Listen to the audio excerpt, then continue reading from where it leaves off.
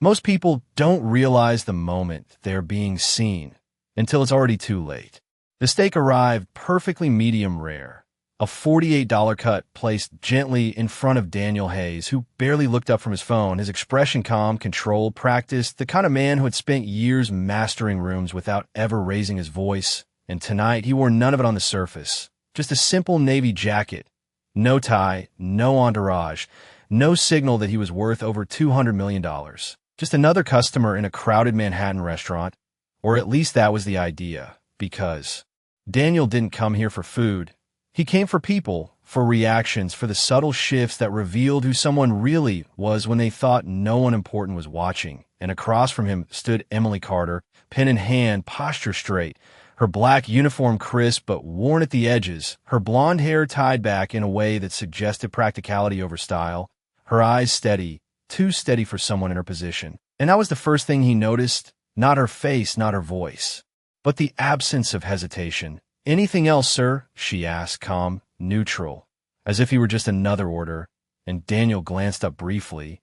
"Measuring, always measuring. Change the sides," he said without warmth. "And make it quick. A small test.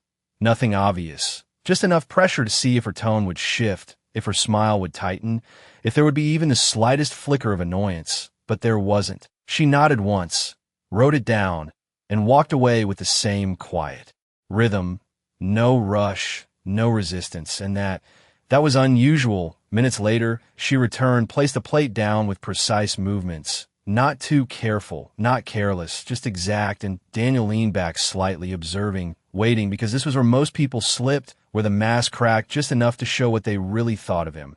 Especially after he made things just a little more difficult, he picked up his fork, then paused. "Actually," he said, not looking at her, "I'll take the check now." Another shift, another test, and again, nothing, no confusion, no question, just a simple nod. "Of course," she said, her voice unchanged. And when she walked away, Daniel allowed himself a faint smile, because sooner or later, everyone adjusted. Everyone revealed something. It was only a matter of time. But what he didn't know, what he couldn't see yet, was that Emily had already made her decision the moment he walked in, the moment she noticed the watch he thought no one would recognize, the way he watched the room instead of relaxing, the way he waited for reactions instead of conversation. She had seen his game before he even played it, and when she returned with the check, she didn't say anything different, didn't look at him longer than necessary. She simply placed the leather folder on the table, and with it, something else, something small, something folded, almost invisible under the dim light. "Have a good evening, sir," she said softly, and turned away before he could respond. And for the first time that night, Daniel's hand didn't move right away, because somehow, without knowing why, he felt it, that this wasn't part of his test anymore.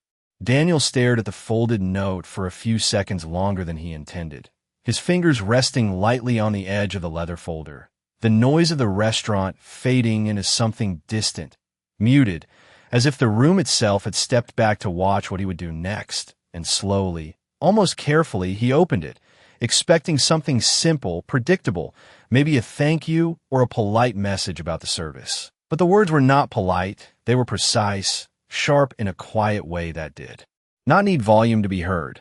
"You are not testing kindness.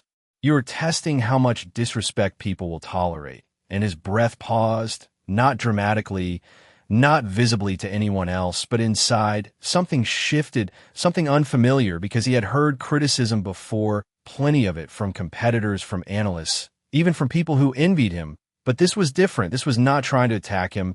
It was not emotional. It was not defensive. It was simply accurate. And that was what made it impossible to ignore. He looked up, immediately, his eyes scanning the room, searching for her. But Emily was already gone from his section, moving somewhere between tables with the same steady pace, the same quiet control, as if nothing unusual had happened at all, and that unsettled him more than the words themselves, because she had not stayed to watch his reaction, had not waited for validation or confrontation. She had delivered her message and walked away, as if the outcome did not belong to her anymore. And Daniel leaned back slightly in his chair, his mind replaying the last 30 minutes with a new lens. Every small action, Every calculated shift he had made, the delayed responses, the changes in order, the subtle pressure, he had done it countless times before in different restaurants, different cities, different settings, always with the same goal, to see who people really were when they thought they were dealing with someone ordinary. And it had always worked.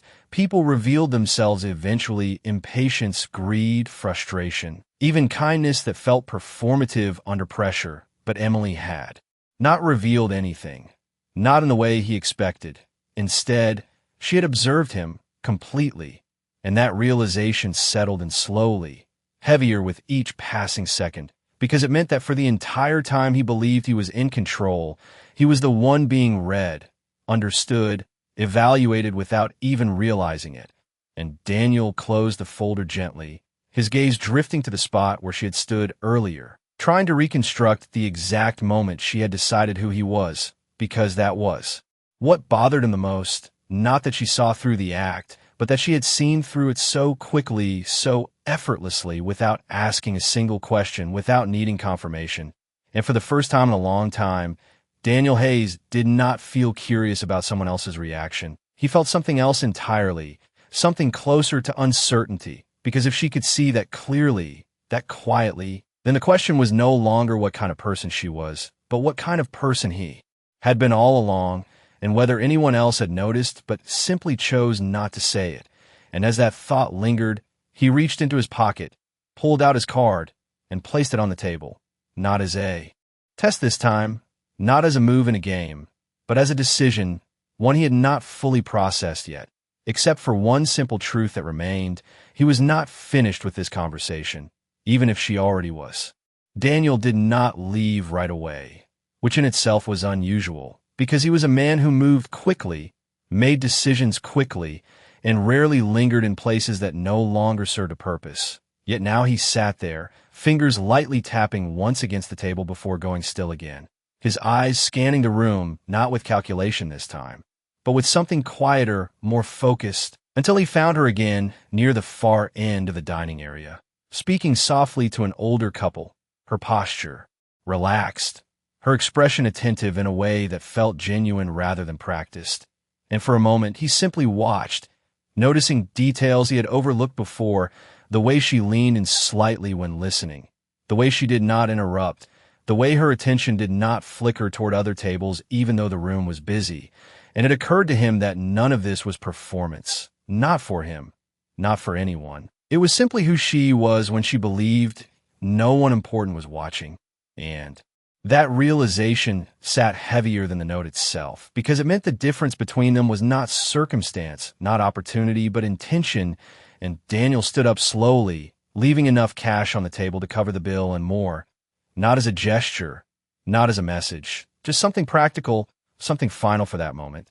Then he picked up the small folded note again, glancing at it once more before slipping it into his pocket, not wanting to leave it behind like something disposable. And as he walked toward the exit, he adjusted his jacket slightly, blending back into the version of himself he had chosen for the night. But something in his step had changed, less certain, less automatic, as if each movement required a fraction more thought than usual. And just before he reached the door, he stopped, not turning back fully, just enough to look over his shoulder. And there she was again, now alone, writing something on her order pad, her face calm, composed, unchanged, as if the moment they had shared existed only for him. And that was what made him turn back completely, crossing the distance between them with a quiet confidence that no longer felt like control, but like necessity. And when he reached her, she looked up, not surprised, not curious, just aware. "Did I get something wrong with your order, sir?" she asked, her tone neutral, professional, but her eyes already holding the answer. And Daniel hesitated for the smallest fraction of a second, something he almost never did before speaking. "No," he said, his voice lower now, stripped of its earlier edge. "You got it exactly right." And there was a pause, brief but full, where neither of them moved, where the noise of the restaurant seemed to pull back again. And then he added, not as a challenge, not as a test, but as a question he had not planned to ask: "How did you know?" And for the first time since he sat down, Emily's expression shifted, not into a smile, not into anything easily defined, just a slight softening, as if she was deciding whether the answer mattered. And when she spoke, her voice remained quiet, steady. "I did not know," she said, holding his gaze without hesitation. "I just paid attention." And something in that answer landed deeper than he expected, because it was simple, almost obvious, and yet it carried a weight he could not dismiss. And Daniel exhaled slowly, a breath he had not realized he was holding, his eyes searching her face for something more, some hidden layer, but there was none, just clarity, and that was when he understood that whatever this was, whatever she had seen, it was not a mistake, and it was not something he could control, and for the first time in a long time, Daniel Hayes was not the one setting the terms of the conversation. Daniel held her answer in silence for a moment, as if testing it the way he tested everything else, but there was nothing to push against, nothing exaggerated or defensive, just a simple truth delivered without effort. And that unsettled him more than any confrontation could have, because he realized he had spent years building strategies to read people while overlooking the possibility that someone might read him just as easily. And Emily had done it without intention to impress or to challenge. She had simply observed, and that difference mattered more than he wanted to admit. "You think that is all it takes?" he asked quietly, not as a challenge, but as someone trying to understand something he had missed. And she tilted her head slightly, considering him for a second before answering. "Most people show you exactly who they are," she said, her voice calm, steady. "They just expect you not to notice." And the words landed with a quiet weight that did not need emphasis. And Daniel gave a small nod, more to himself than to her, his gaze lowering briefly before returning, because for the first time in a long time, he was not thinking about what to say next. He was thinking about what he had already done, every interaction replaying with a clarity that felt uncomfortable, not because it was harsh, but because it was accurate. And he let out a slow breath, one that carried less control than usual. "And you decided to say something," he added, his tone softer now, and Emily's expression did not change, but there was a subtle shift in her eyes, something thoughtful. "No," she said simply. "I decided not to ignore it." And that distinction stayed with him, because it reframed everything, not as confrontation, not as correction, but as honesty without performance. And for a brief moment, neither of them spoke. The restaurant noise filling the space between them, glasses clinking, low conversations blending into a steady hum. But around them, there was a stillness that felt separate, contained, as if the moment belonged only to them.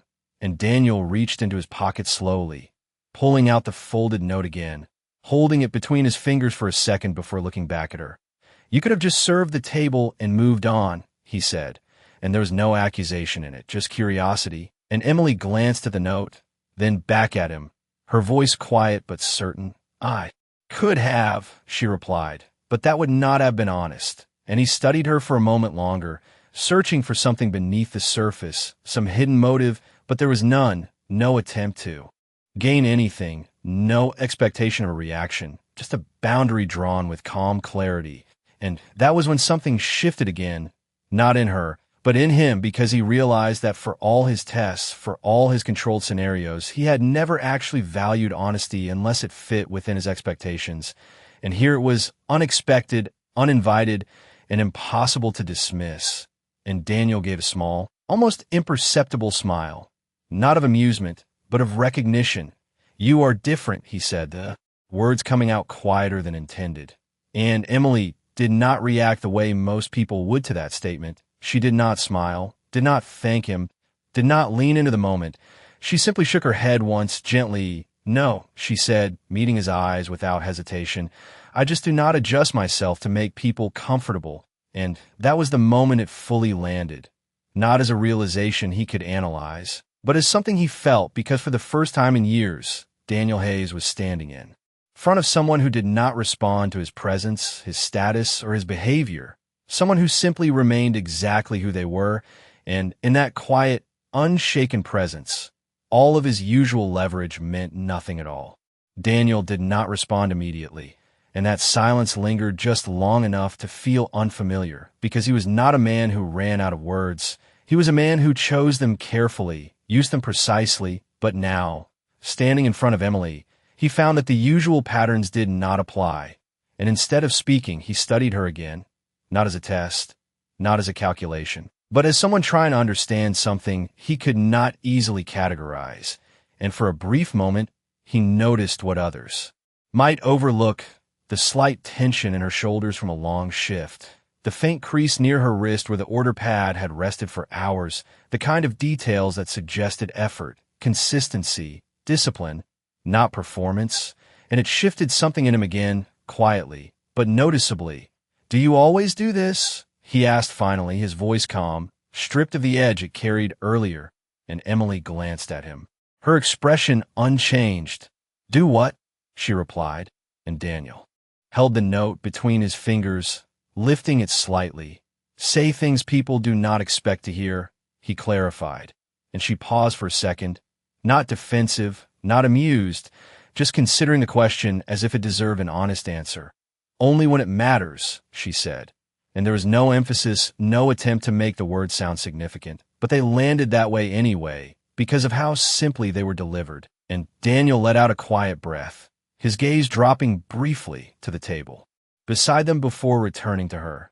"And this mattered?" he asked, and Emily did not hesitate this time. "Yes," she said, her voice steady, "because you were not really here for the food." And something about that made him almost smile, not because it was surprising, but because it was undeniable. And for a moment, he nodded slightly, acknowledging the truth without needing to defend it. "You are right," he admitted, and that admission, simple as it was, felt different than the ones he made in boardrooms or negotiations, because this one carried no strategy, no advantage, just acceptance. And Emily watched him for a second longer, as if confirming that the shift was real, not temporary, not part of another layer. And when she spoke again, her tone softened just slightly, not in sympathy, but in clarity. "Then maybe next time," she said, "you should come in as yourself." And the suggestion was not framed as advice, not as criticism, just a statement. And Daniel held her gaze, something thoughtful settling in his expression, because for years he had believed that stepping away from his identity gave him an advantage, that it allowed him to see people more clearly. But now, standing here, he was beginning to understand that it also gave him permission to behave in ways he would not otherwise justify. And that realization stayed with him, quiet but persistent, and he slipped the note back into his pocket slowly, not as a reminder of what she said, but as a reminder of how easily she had said it, without hesitation, without fear. And for a moment, neither of them moved, the world around them continuing as if nothing had changed. Yet something had, something subtle but undeniable. And Daniel straightened slightly, his posture shifting not into dominance, but into something more grounded, more present. "Emily," he said, reading her name from the small tag pinned to her uniform, and she met his gaze again. Calm as before. "Thank you," he added, and the words were simple, but this time they were not part of script, not a courtesy expected in places like this. They were real, and she seemed to recognize that, not by reacting, but by not dismissing it either, just a small nod, nothing more. And as Daniel turned to leave again, this time without hesitation, without looking back, he realized something he had not expected when he walked in, that sometimes the most valuable thing you could learn about people was not how they responded to your power, but how they remained unchanged without it. And that was something no test had ever shown him before. The door closed behind Daniel with a soft click that barely registered against the noise of the city outside. But for him, it felt louder than it should have, as if something had ended and something else had quietly begun. And for a moment, he stood there on the sidewalk, hands in his pockets, not moving, not reaching for his phone like he usually would, just standing still in a way that did not come naturally to him. The cold evening air brushing past his face as people moved around him, without noticing. And it struck him how easy it was to disappear when you were not trying to be seen, something he had once considered an advantage, and now something that felt incomplete because inside, back in that restaurant, someone had seen him anyway without needing his name, his title, or his bank account. And that thought stayed with him as he finally began to walk, his pace slower than usual, his mind not jumping ahead to the next meeting, the next decision, the next opportunity, but instead looping back to a single moment. A single sentence written on a piece of paper that now rested in his pocket like something far more valuable than it should have been. And across the street, a black sedan waited, engine running, the driver already stepping out as Daniel approached, opening the door with the quiet efficiency of someone used to routine. "Good evening, sir," the driver said, but Daniel did not respond right away, his gaze drifting briefly to the reflection in the tinted window, catching a glimpse of himself as others might see him, composed, controlled, untouchable. And for the first time, that image felt slightly out of place, as if it no longer told the full story, and he slid into the back seat without a word, the door closing softly behind him as the car pulled away from the curb, merging into the steady flow of Manhattan traffic.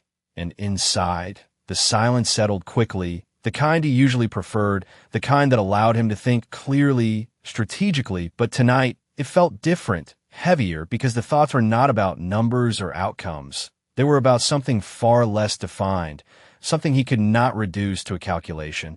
And after a few minutes, he reached into his pocket again, pulling out the folded note, smoothing it out carefully as if the act itself required attention. And he read the words once more, slower this time, not searching for meaning, but letting it settle exactly as it was. And as he did, another realization surfaced, quieter but just as persistent, that Emily had not tried to change him, had not asked anything of him, had not even expected a response. She had simply stated what she saw and left it there. And that was what made it impossible to ignore, because there was no pressure attached to it. No expectation to meet, only a choice. And Daniel leaned back slightly against the seat, his gaze shifting to the city lights passing by outside, reflections moving across the glass in a steady rhythm. And he thought about all the times he had tried to understand people by putting them in situations, by testing their reactions, by controlling the variables. And now, for the first time, he wondered what he had missed by doing that, what he had overlooked in moments where no test was needed. Only attention, only presence.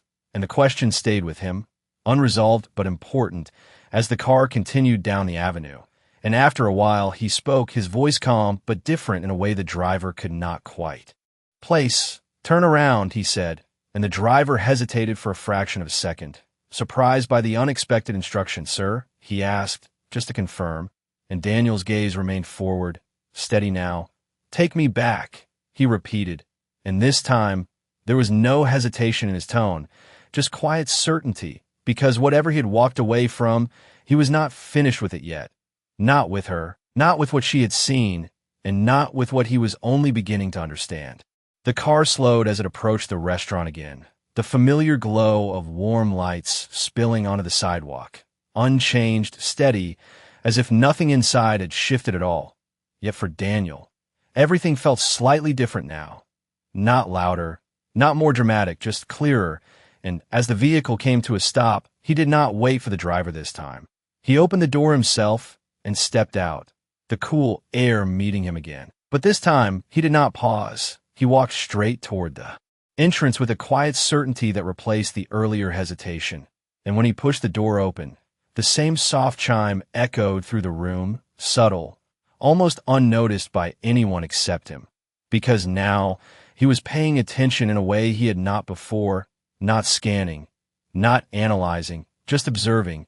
And inside, the restaurant carried on exactly as it had before, conversations blending, glasses clinking, servers moving between tables with practiced rhythm. And for a brief moment, Daniel stood near the entrance, letting his eyes adjust, not searching immediately, just taking it in, until he found her again, Emily, near the center of the room, balancing two plates with steady hands, her posture unchanged, her expression calm, as if the last hour had not altered anything for her at all. And that was when he understood something important.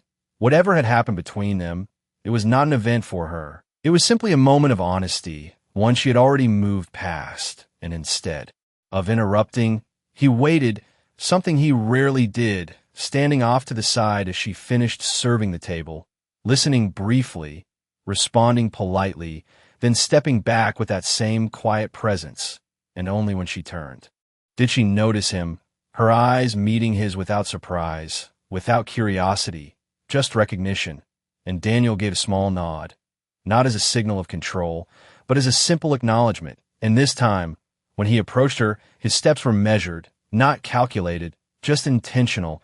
"I came back," he said, his voice calm, free of the earlier layers, and Emily studied him for a second, not reacting immediately, as if she was confirming something unspoken. "I can see that," she replied, her tone neutral but not distant. And there was a pause, brief but steady, where the noise around them faded again, and Daniel glanced around the room, then back at her, not for the same reason, he added, and that was when something subtle shifted in her expression. Not a smile, not surprise, just a slight change in focus, as if she was listening more carefully now. And he continued, choosing his words without rushing. "Earlier, I thought I understood people because I could control the situation," he said, his voice lower, more grounded. "But I think I've been missing something." And Emily did not interrupt, did not fill the silence. She simply let him finish, her attention steady, and Daniel exhaled quietly, the admission settling into the space between them. "You were not reacting to me," he said. "You were just being yourself." And she gave a small nod, as if that had never been in question. "Yes," she said simply, and for a moment, Daniel almost smiled again, not out of amusement, but out of recognition, because it was so straightforward, so uncomplicated, and yet it had taken him this long to notice. And he glanced down briefly before meeting her eyes again. "I want to understand that," he added, not as a demand, not as a test, but as something closer to respect. And Emily held his gaze for a second longer, then responded in the same calm tone she had used all night. "Then stop testing," she said, and there was no judgment in it, no sharpness, just clarity in the words, settled with a quiet weight that felt heavier than anything she had said before, because this time it was not about what he had done, it was about what he would choose to do next. And Daniel stood there, absorbing it, not resisting, not analyzing, just listening. And for the first time in a long time, the next move was not something he could plan, it was something he had to decide. Daniel did not answer right away, and that pause stretched just enough to feel real, not forced, not calculated, just a moment where something inside him was actually shifting instead of reacting. And he looked at her, really looked this time, not at her uniform, not at her role, but at the way she stood there without needing anything from him, without adjusting, without performing. And for a man who had spent years surrounded by people who responded to his presence before they even knew him, that absence of reaction felt more powerful than anything he had encountered before. And he gave a small nod, not as agreement, but as acknowledgement. "I do not know how to do that," he said quietly, the words coming out slower than usual, because they were not part of any strategy he had practiced. And Emily's expression did not change, but there was a subtle understanding in her eyes, as if she had expected that answer. "Then start by not trying to control the outcome," she replied, her voice calm, almost effortless. And Daniel let out a soft breath, glancing briefly toward the tables around them, people talking, laughing, living their moments without analysis, without intention to prove anything. And for the first time, he noticed how little control existed in those interactions, and yet how real they felt. And when he looked back at her, there was something quieter in his gaze now, something less guarded. "And if it goes wrong?" he asked, not as a challenge, but as a genuine uncertainty. And Emily tilted her head slightly, considering him for a second before answering. "Then it was never right to begin with," she said, and the simplicity of it settled deeper than he expected, because it removed the need to predict, to manage, to manipulate. It left only one thing, honesty, and Daniel stood there, absorbing it, not rushing to respond, not trying to reshape it into something more comfortable. And after a moment, he reached into his pocket again, pulling out the note. One last time, his fingers tracing the fold before he looked at her. "You wrote this like it was obvious," he said, and she gave a small, almost imperceptible shrug. "It was," she replied, and there was no arrogance in it, just clarity. And Daniel nodded slowly, as if accepting something he had resisted for longer than he realized, and he slipped the note back into his pocket, not as something to analyze later, but as something already understood. And then, for the first time since he walked in, he did something he had not planned. He stopped thinking about what came next. No test, no follow-up question, no attempt to extend the moment beyond what it was. He simply stood there, present, and that presence felt unfamiliar but steady. And after a few seconds, he gave a small nod again. "I think I understand," he said, and this time, the word did not sound like a conclusion. They sounded like a beginning. And Emily watched him for a moment, as if measuring not his words, but the shift behind them. And then she gave a slight nod in return, not approving, not validating, just acknowledging that something had changed. And Daniel stepped back, not out of distance, but out of respect for the space she held.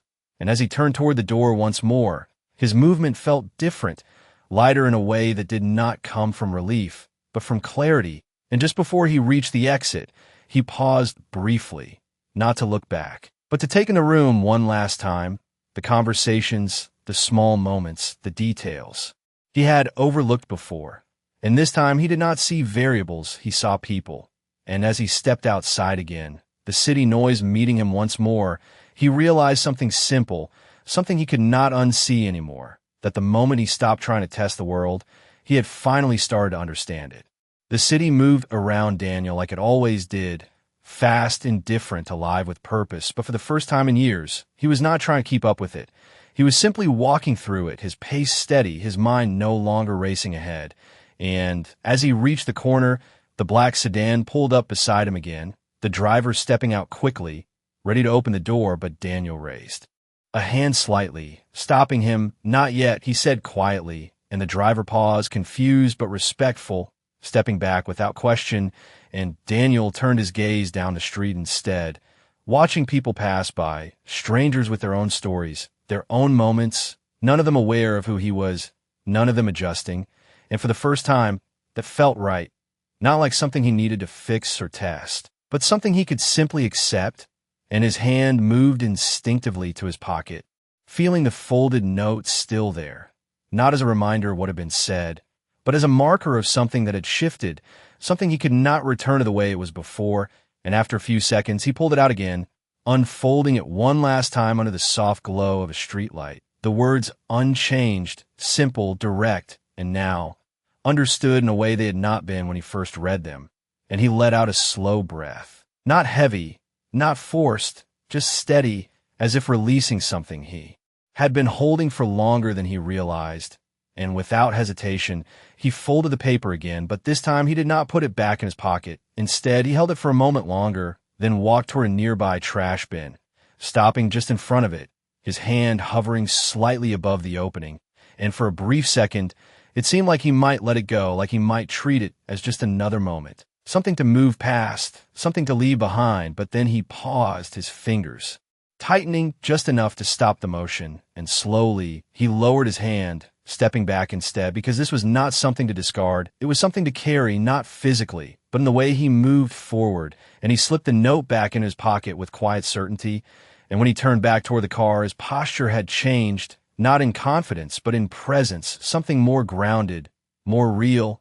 And this time, when the driver opened the door, Daniel stepped inside without hesitation, settling into the seat as the city lights reflected across the window. But he did not look at his phone, did not reach for the usual distractions. He simply sat there, watching the reflection of himself again. But now, it felt different, not incomplete, not constructed, just honest. And after a moment, he spoke, his voice calm, clear. "Tomorrow morning," he said, and the driver glanced in the mirror, attentive. "Cancel my first meeting," Daniel continued. "I want to go somewhere without an agenda." And the request hung in the air, unusual, almost out of character, but there was no hesitation behind it, only quiet intent. And as the car pulled away from the curb, merging back into the flow of the city, Daniel leaned back slightly, his gaze steady, not on what he could control next, but on what he was finally willing to experience without control. And somewhere behind him, in a restaurant filled with noise and movement, a waitress continued her shift, unchanged, unaware that in a single moment, without raising her voice, without asking for anything, she had shifted something in a man who believed he had already seen everything. And that was the part he would not forget, not The words, not the situation, but the way she never needed to prove anything at all. And as the city lights blurred into motion outside the window, one quiet truth remained, steady and undeniable, that the people who change you the most are never the ones trying to.